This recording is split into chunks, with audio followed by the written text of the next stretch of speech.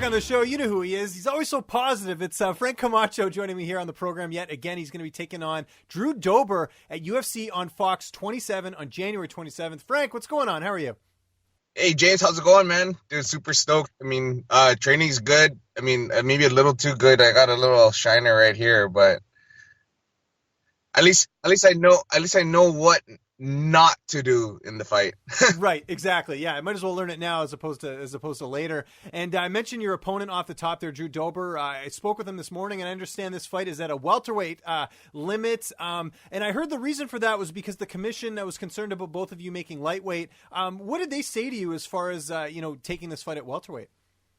So I mean, from today, we realized, or we had the heads up that we're going to be fighting like 4 weeks ago. So it's going to be a total about like 6-week camp, right? But I know there was like a back and forth with the weight issue. We initially signed at 155, but we knew that the commission and the UFC were kind of just a little worried about the weight cut on both our ends. I know he made weight his last fight, and I didn't make weight the last fight, but I heard he had a really tough one, and I know Drew Dober is an advocate for pushing for the 165-pound weight class, which is something that I would like to advocate for too.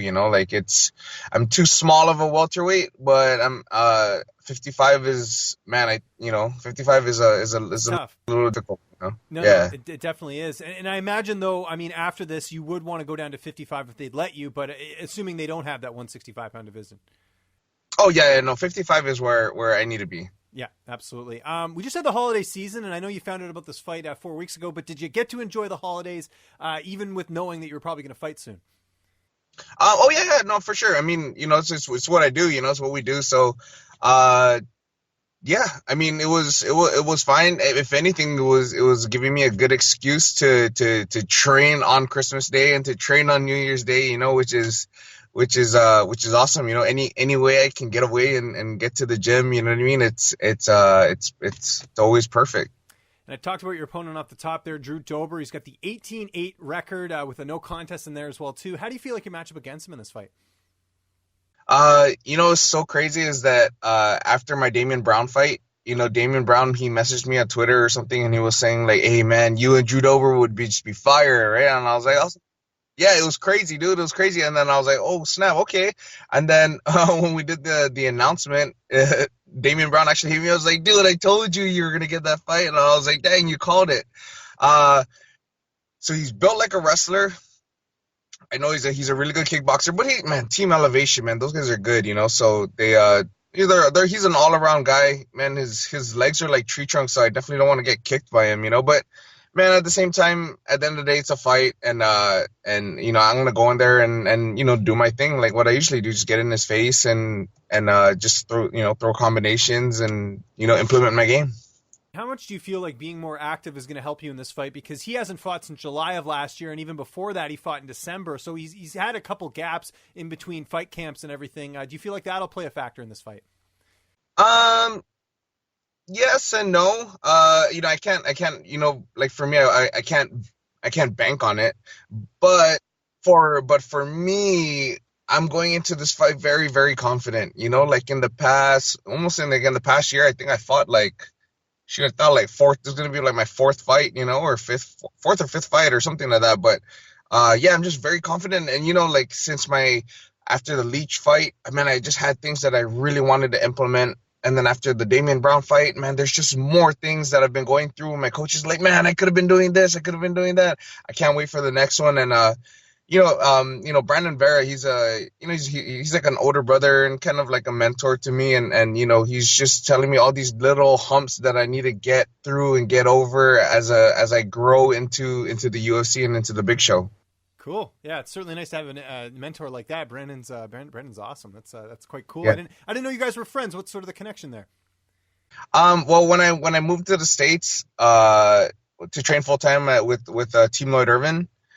He was getting ready. There's a connection. That makes sense. Yeah, there's a connection. Yeah, he was getting ready for Tim Sylvia, I think, and he was getting ready for Tim Sylvia, and we connected because he's Filipino. I'm an island boy, and he was like, "Hey man, I know some guys from Guam, man, dude. Can you make that Chamorro barbecue for me?" So we just started barbecuing. you bonded over barbecue. Yeah. So we just started barbecue, got some meat, marinated some. Yeah, it was a good time. And since then, man, we've been cool. Good. That's a very cool story. How much better is it for this fight camp not having to worry about the weight and just focusing on the fight? Like, does the mentality change a little bit where it's like you can really zone in 100% on the fight? Man, so we got the okay that it's gonna be at 170 2 weeks ago or a week and a half ago. So mentally I've been getting ready for the fight at 55, but and then honestly since we got the call that it's at 170, it's just like wow, like I'm like, man, I totally forgot how awesome fight camp is, or like I totally forgot. And I'm looking forward to fight week. Like, oh man, I can go to Charlotte. Man, there might be snow. Like, dude, it's gonna be crazy. Like it's gonna be such a great experience again. And it's just bringing the fun back into it. And Drew Dober's we're both lightweight, so it's not like I'm like, oh man, I'm fighting Li Jingliang, who's a freaking huge welterweight. So it I feel like it's just gonna make the fight even better. Drew Dober's gonna come in, he's gonna come in and he's gonna be happy. He's gonna be well hydrated. We're not cutting too much weight, and I'm gonna go in there, and it's just gonna be a very, very fun experience all the way to the fight. Yeah, no, I agree. How do you see this fight sort of playing out on January 27th? Man, of course, me winning. That's first, but he's tough, and I'll eventually like to wrestle with him, and I just wrestle with him, strike with him, play in the clinch with him. But I just can't wait to get back in there and work on the things that I should have done with Damian Brown. Even though he's a lefty, but man, just implement more stuff, in the fight. If you get the win here, what's next for you? Are you looking? I mean, obviously you want to go back down to 55 and try that weight class out. But is there anyone you want to fight after this? As far as what's going in 2018. Man, honestly, I just really want to get through this fight injury free, so that I can jump back in there. A win over Drew Dober is definitely gonna propel my my rankings in the UFC. Honestly, I'm just very humbled, honestly, to get that fight. My third fight in the UFC, and I'm fighting a guy like Drew Dober, a tough guy like Drew Dober. So very humbled, man, that the matchmakers are making these matchups and seeing where I need to propel, and I'm just like, man, okay, something that they even see that I just got to go in there and I got to perform, So a win over Drew Dober is just going to propel me to fight like an even higher ranked guy, and it's really up to whoever the fans want me to fight. I'm really down to fight. I would like to fight like a ranked guy, someone tough, dude. Yeah. No, someone sure. tough. I like that answer, and I certainly like this fight. It's coming up here, UFC on Fox 27 on January 27th. Frank, always a pleasure, man. Just remind people where they can find you on social media, and if you got any sponsors or shout-outs, the floor is yours, sir. Yeah, so, man, you can just catch me on social media and on Instagram at Frank the Crank. You can find me on Twitter at Crank Effect, or, man, hit me up on my Facebook fan page. I'm always online. So just hit me up, and the Crank Effect series season 2 is going to be coming out soon, so on YouTube.